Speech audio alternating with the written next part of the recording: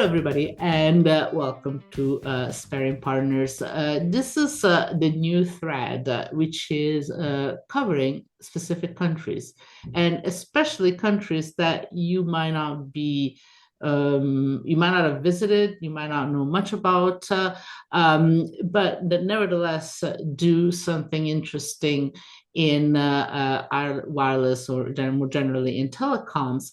And this is because I started doing this because I realized that we all travel a lot, but oftentimes we don't really know what's special about different countries. And there is something that we can learn from every country.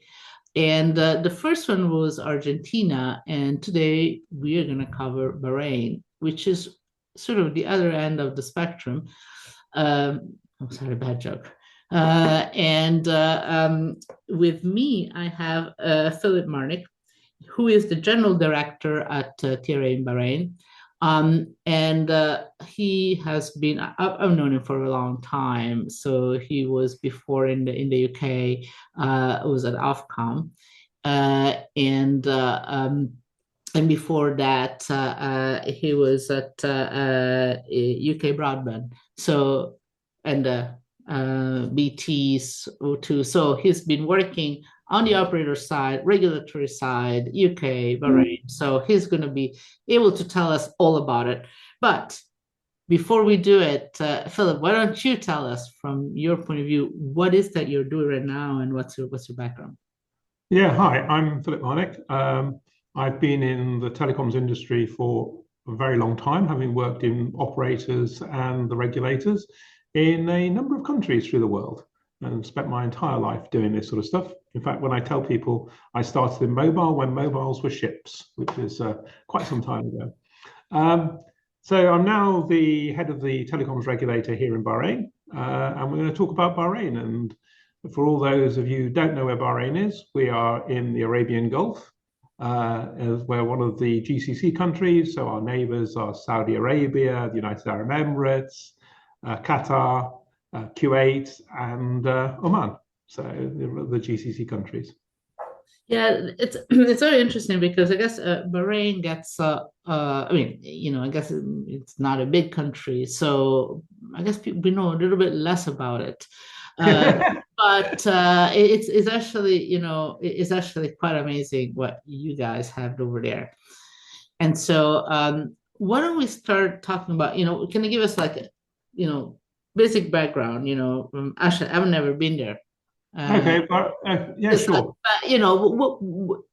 If I arrive there, what is that I should expect? What's different from, say, the UK? Oh, so we are. It's a country that's been around for a very long time. As I said, we're in the Arabian Gulf. It's fairly warm. The civilization has been going on for 3 or 4 thousand years. If you go and see the forts and the museums and everything else around here, it's a really interesting place. In telecoms, we're fairly advanced. So as I keep telling everybody, we have 3 mobile operators. We've got 100% 5G coverage.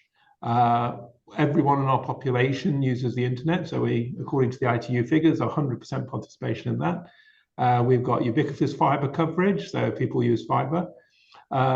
It's a fast-moving, open economy that does lots and lots of stuff. Yet, of course, we had oil from the 1930s, but actually it's now post that. So we're into technologies, development, banking, and everything else. So it's a nice place. Yeah. Is it so there is the 100% fiber? Is it because, and I guess with 5G too, is it because there was much less legacy? So if you go to a place like US, you see so much cable because there was cable. I mean, there has been cable forever.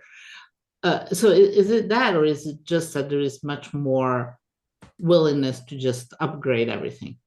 And it's a combination of both. We didn't particularly have cable here, but we did have, like everybody else, copper networks and ADSL. And we set up a single national fiber network to make sure we rolled out fiber everywhere and to all places. Bahrain's quite interesting because it's a country that builds new land. We build new islands. We build new territories. In fact, you could buy a beachfront property and a few years later, you're no longer on the beach. one of the places which is what used to be the old customs gate, Bahrain, is about 1.5 kilometers now from the sea, whereas before it used to be at the actual edge of the water. So it's a territory that keeps expanding. Historically, we've had Batelco, which has been the incumbent telecoms operator here, which used to be cable and wireless.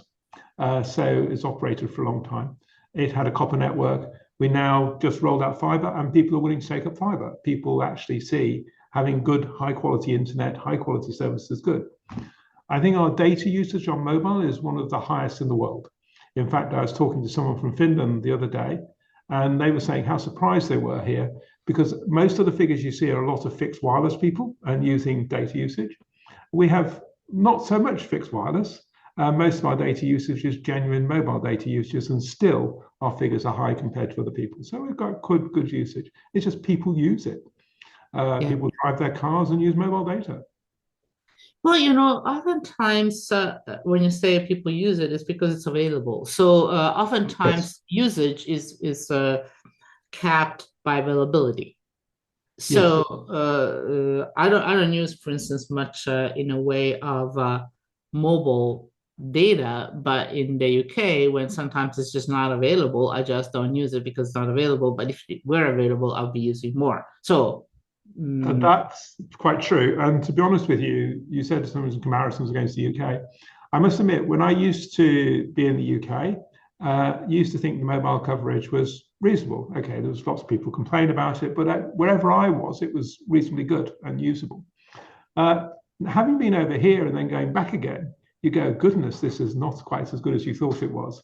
And here, no matter where I am, I can get good quality 5G. And if I don't get good quality 5G, I've got really good quality 4G, which is at 200 megabits per second or something. So you're right. If you've got good quality data, people do use it. And people are happy using it. And it's surprising. I think also people talk about prices and everything else. Our pricing here is reasonable. Our pricing compares well against any of the European markets on our mobile and fixed infrastructure. In fact, we do our benchmarks and we come out one of the best countries for the lowest prices. So it's quite good. So you can get good quality mobile and good quality fixed at a very reasonable price. So do operators complain that 5G was just so expensive and they cannot recoup the investment? Because, the ARPU is not that different from the UK. It's less than US, but operators here and in the US, they complain that they were not able to recoup their investment. Is that the same there? I think all operators always complain that they should make more money, and they're always complaining that ARPU hasn't gone up for quite a while.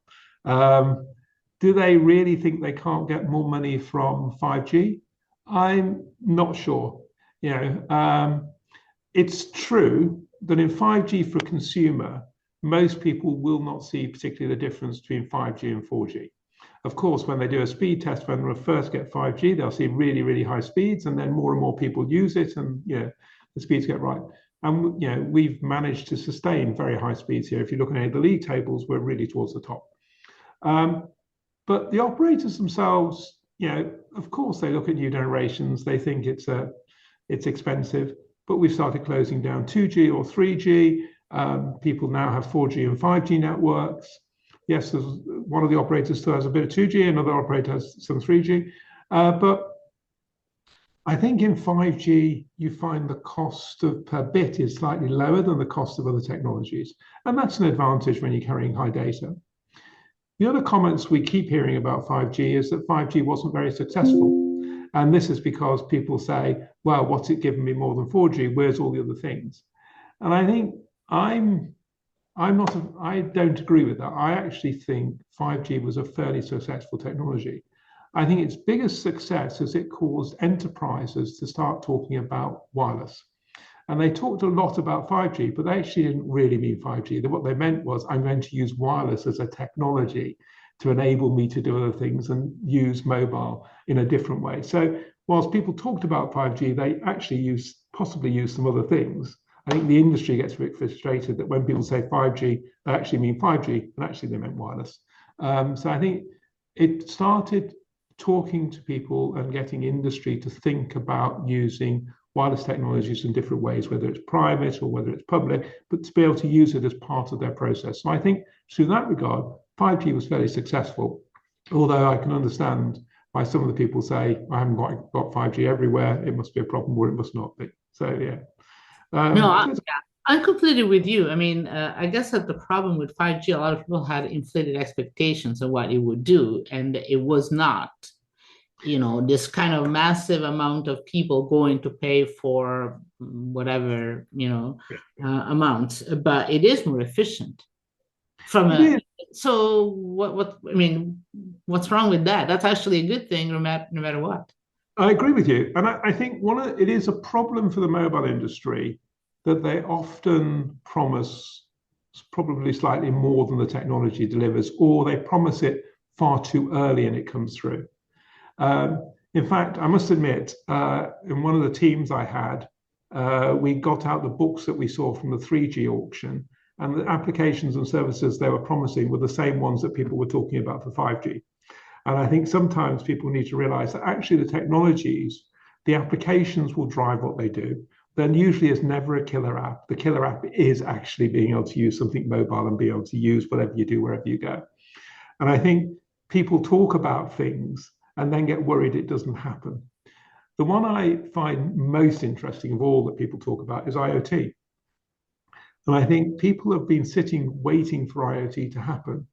And I think IoT has happened a lot, but it didn't happen the way they thought it did, so therefore they're not seeing it.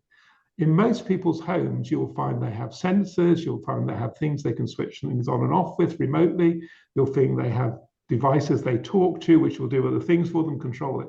All of that is IoT, but people are sitting there waiting for, well, I want this IoT that does something else. And I think it's some of the technologies actually happen, but people don't see it because it's not happening in the way they said it should happen. So I think it's a Yeah, and well, and I guess that I mean to your point, if you look at the number of devices per home, it's gone, really high. yeah, And I would imagine the same. You can say the same for enterprise environments, yeah, except that if you don't pay for it, then it kind of like stays under the radar. And if for a mobile operator, it doesn't happen because it just right. happens over Wi-Fi. So you actually don't see it in your network. And even if there is some, it might just not really contribute a whole lot, either to revenue or traffic because it's low. But as you say, there is a huge change.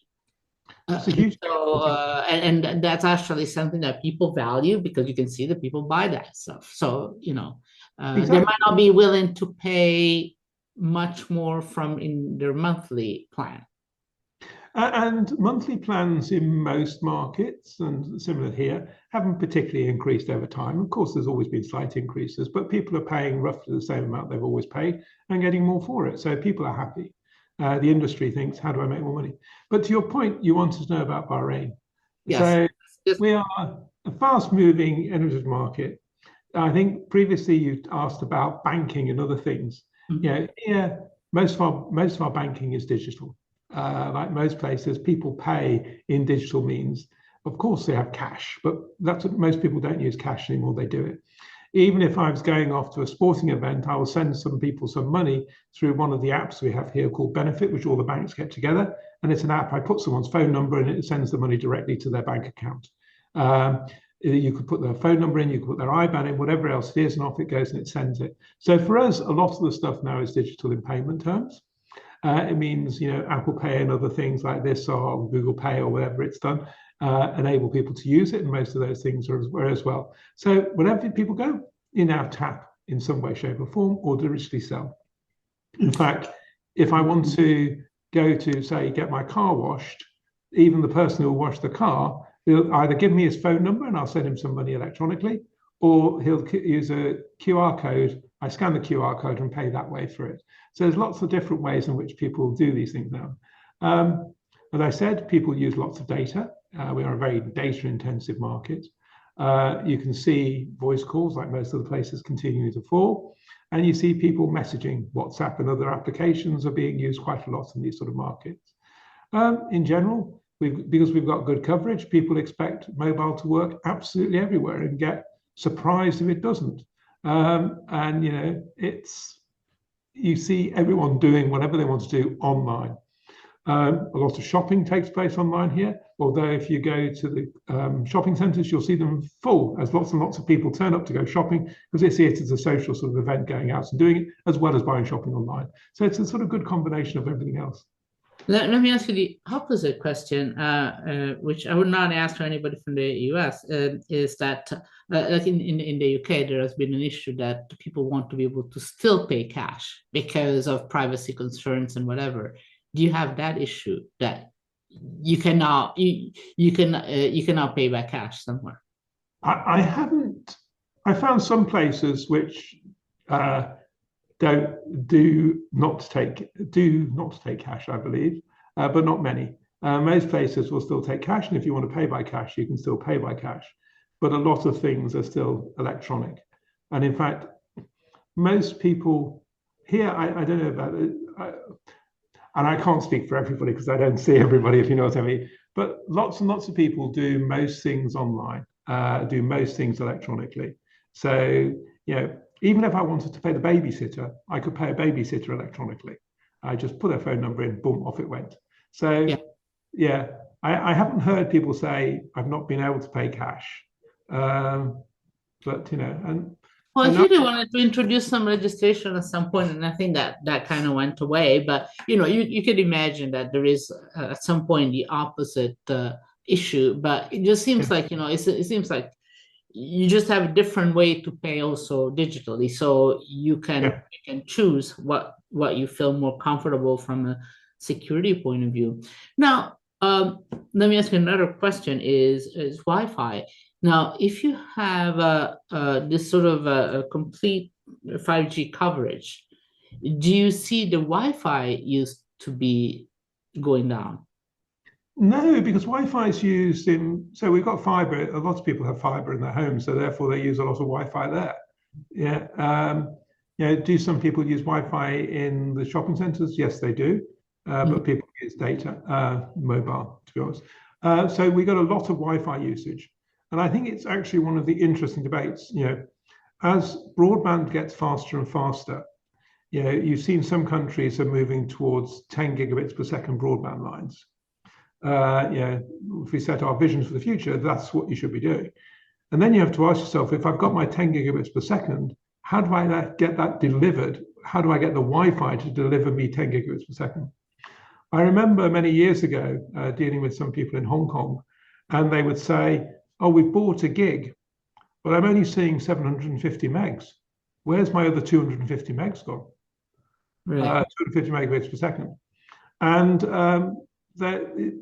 so I think as we get faster and faster broadband, we'll need to get faster and faster Wi-Fi. And I think the world needs to have a bit more of a grown-up debate now between how you make sure there's sufficient spectrum for mobile and how you make sure there's sufficient spectrum for Wi-Fi. And I've not quite seen people really think that broadband is going to get faster and faster and therefore want to deliver it. Although, we've got new technologies for broadband and delivering broadband to the home now, as opposed to just broadband to the home. Sorry, broadband to the room as opposed to broadband to the home. And therefore, your Wi-Fi will get closer as your broadband's in every room. So, it will Yeah, change. well, I mean, yes, it's relatively cheap to have more than one access point or to have a mesh or whatever. Which and also we don't typically think of managing Wi-Fi, but if you manage Wi-Fi, you can get much better performance out of it. And but since you mentioned that, I wanted to ask you, what about 6 gigahertz? Because that's that might be a way to actually go beyond that bottleneck at home if you have all the 6 gigahertz band for Agree. So far in Bahrain, we made the lower part of the 6 gigahertz band available. So we've got Wi-Fi 7 operating. And like everyone else, you can see the number of devices increasing. At the last WRC, we were one of the people pushing for mobile to make sure that the allocation for the top part of the band included mobile as well. And that gives us optionality. It means that we can sit and think and see what's happening in broadband, broadband, I mean fiber, what's happening in mobile, and then actually make a decision of what's the best use for this bit of spectrum as we go forward. Either make more available for Wi-Fi or make more available for mobile. And I find it quite interesting, the debate that takes place in some countries. So here, again, as I said, we've got lots and lots of 5G.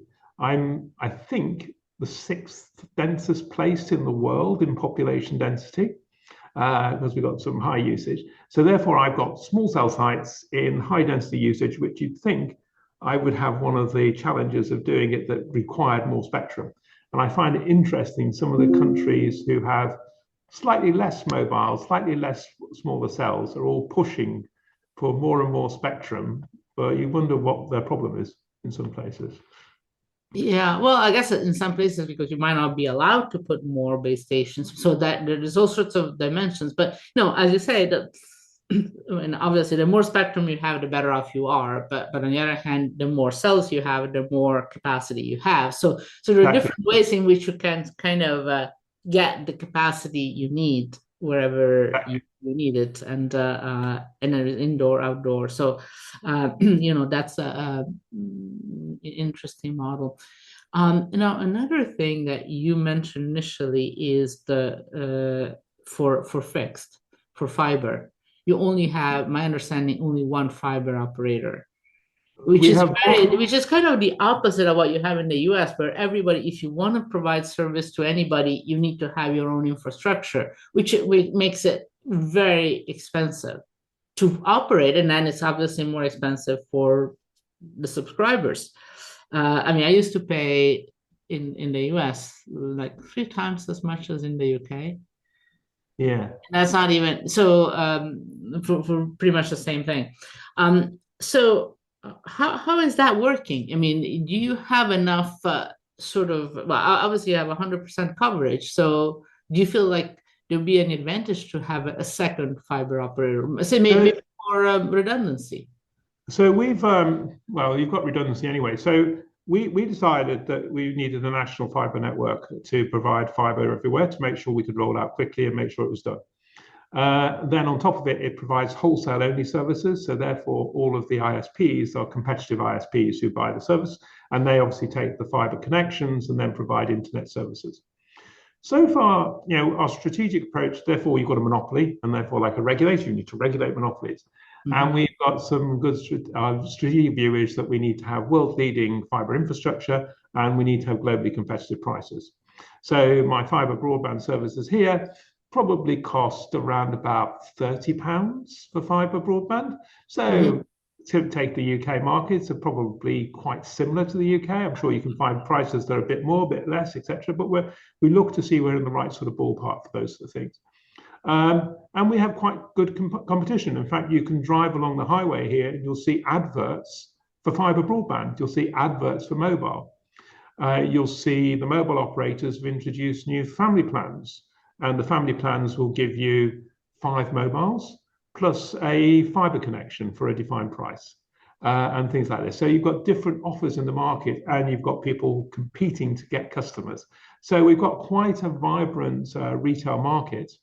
I think we've got 11 ISPs who provide services. Some of them are slightly more business oriented, small business. Some of them are more consumer orientated. But so we've got quite a good competitive dynamics of that with a single fiber network. So at the moment it works quite well, and we've got quite good coverage. So as a regulator, obviously you look to see what they're doing. You make sure that their price is right. You make sure the quality is right. You make sure that their service delivery meets what's required, and they provide equivalence of inputs to everybody so that everybody gets the same from them on a defined set of prices, and then provides the internet services. So internet services are slightly different, but yeah. So it sounds like it's a good environment for competition, which Yeah, I wouldn't say the same about US, but if you pick somebody not working in telecoms, just generally, yeah, say like in the US, we must have better competition than in say Bahrain. I mean, or any yeah. other country in the world. I mean, that's maybe I'm kind of like that's a US centric view of the world, but. Was there much of a resistance? Because in a lot of countries, there is a lot of resistance from operators to introduce competition. So competition here is being the bedrock of the regulatory regime. So the TRA, the regulator, was established back in 2020, sorry, 19. It's been on 20 years, 2002. Apologies. And since then, its main reason d'etre has been to drive and increase and intensify competition. And so our entire regime is based upon getting competition to work and making sure competition does. So we're both the regulator and we do competition as well. And so as a consequence of that, we've got three mobile operators which compete fairly well. They've got two of them have got more or less equal market share. One of them slightly smaller, but not significantly smaller. And they, fight to win customers. People move, they do things, although you get to the stage where pricing gets much for muchness in some of it. And on the fixed side, whilst we have a single infrastructure, we effectively do have competition at the retail level. So we are, and you get on fiber, against fiber, you get people using 5G fixed wireless. That sort of took off at the beginning. We had some fixed wireless providers. Some years ago, we had a WiMAX provider. As fiber came in, that sort of declined a bit as people went to get fiber. But people might have more than one home, so therefore they might use fiber in one and take their fixed wireless box to the other one. So you've got a combination of these things that drive competitive demand. So it's quite interesting. And people like technology. So it's like markets where people go and buy new things and drive and try and get the latest thing, if you know what I mean. So it's off. So what happened before 2002? Because that's kind of, relatively speaking, late. I mean, It, there was no it, regulation, or I mean, it must have been something. there was some, but there was slightly less competition. Slightly less. You had the telco as the incumbent and the sort of providing services, and it was driving services that way. So Okay, 2002. so let me ask you something more about the sort of, well, present and future. In a lot of countries, there is a big worry with AI. You have data centers that require a huge amount of power. Uh, do you see that problem, or you have enough oil, The- sun? I mean, being the sun is uh, what helps, but yeah. So how, we're great fans of AI. Obviously, like everyone else in the world, you're trying to see and push ahead and make sure you've got it. We're also making sure we've got sufficient data center capacity to make sure we deliver it. We've got some big hyperscaler data centers here, and we've got other people providing and continuously building data centers. In fact, more data centers being built at the moment. Our Enterprise Development Board, who looks at inward investment and other investments, has also been encouraging people to go and build data centers here. And we have some data centers which act for a hub for the region as well. So we've got some regional data centers. Yes, of course, they need more power, and people have been looking at power solutions and how they get them. But at the moment, that's not being seen as much of a challenge, and we're trying to encourage more and more to build here. We also act as a hub for various other digital services. A lot of the services you do here are online. So, you can get your passport online, you can get your driving license online, your identity cards online, and lots of government services are online. So you need the data centers there, not just to drive AI, but to drive actually most of the digital economy. So it's so do you fun. have the sort of digital account like there is one in Italy, but not in the UK or US because you don't have an ID in physical ID Yeah. thing.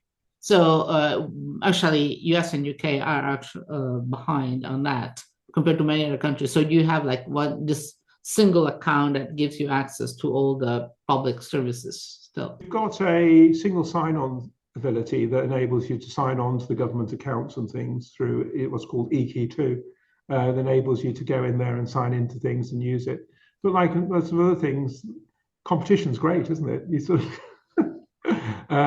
but we do have a government app that has most of the government applications in there as well. You can go in and use that and get things. So if I go in there, it'll give me information about my driving license, information about my car, information about anything you do and those sort of things. If you want to book hospitals, you can go in there and book those sort of things through it as well. So we good quality apps and things. Yeah, no, that's all very good. Now, let me ask you the other way around. And it seems like you kind of find, well, and it is the case. There's so much infrastructure, services, competition. But if you were to say something that, well, maybe it's not as good as in other countries, what would that be? Ah, I know it's a hard question because you look at it and it's like, well, that's perfect, right? I mean, No, what would no, be nothing's ever perfect, and we continue to look what other people do. I Mhm. mean, I personally always a great fan. You started this by saying everyone can learn from each other. I think that's always the case, and we do lots of collaborations with other countries, basically to try and see what you can learn. Because no matter whether you're advanced or they're a bit behind, the way people do things causes you to say, "Goodness, I can see why you do that. I can see what it means. Therefore, I can improve and get things better here." So I always think there's always ways in which you can improve and encourage and develop. And I think by collaborating, understanding, engaging, and seeing the way people do it, it's great. And no matter whether you've got this level of stuff or that level of stuff, there's always something different, about what you can do. We've been driving recently more submarine cables to get us better connectivity. We've got really good connectivity and things like that. And we've also just introduced some new rules about international transit and international interconnected cables to enable cables to connect to other cables to go further. So we become increasingly more of a hub and things like that. So we continue to look at what other people do and see how you can do something different than what you can do more of. So it's fun. So is there a single answer to your question? What do I think other people are doing differently or better? The answer is no. But if you keep looking, you'll always see some different ways of doing things, and we learn lessons from everyone we deal with and talk to. No, absolutely. It's an incremental process. I think this is really important to keep looking because maybe, nothing strikes you, but, tomorrow you go out and say, oh, look at that, you know. It's it's Uh, not just that. So we've been dealing with some of the countries who have connectivity issues. One of the things is with the ITU of connect the unconnected. And because they've got problems in various areas where it's difficult to reach, they come up with phenomenally different solutions, whether it's providing power, whether it's providing transmission capabilities, whether it's providing the base stations. And that then means you look at something afresh and say, oh my goodness, they're doing that. What can that do for me? And that sort of thing is there because you don't have the same problem. Sometimes you don't look at it, but by looking at what they're doing, says in a different area, I might be able to use that technology and do some things that way. So that's the key for me. I think no matter where you are, there's always different ways. And I think too often we just look at people who are supposed to be the leaders and see what we can learn from them. But actually looking at lots of other people, you get different ideas and different perspectives and look at doing it. yeah. One of the things we're looking at the moment is direct to device, which I know other people looked at.